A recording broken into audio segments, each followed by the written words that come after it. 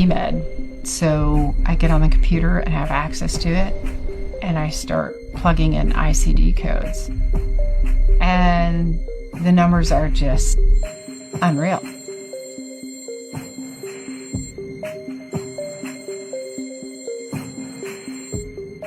So I call Lieutenant Colonel Pete Chambers. My name is Pete Constantine Chambers, retired Lieutenant Colonel, United States Army Special Operations.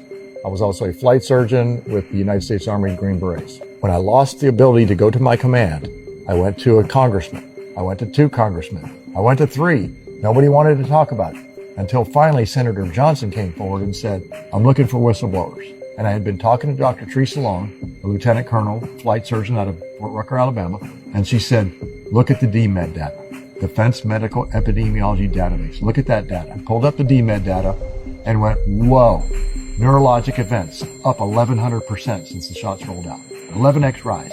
Not found a rate of transverse myelitis, for instance, that is higher than would be expected in the population. So this is transverse myelitis. So essentially 2021 had as many cases as the preceding 4 or 5 years before it.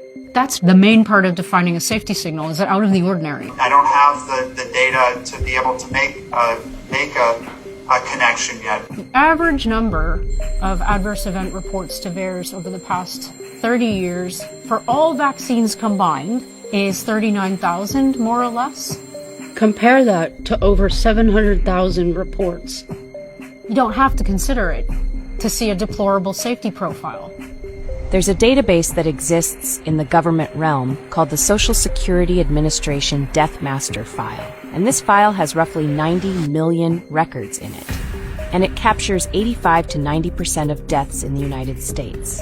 So what I did was compare each month for the prior 5 years. For these mRNA vaccines, there is incredible BS out there about like thousands of people dying, etc. That just ain't true. We are seeing right now the highest death rates we have ever seen in the history of this business. It's not just at One America.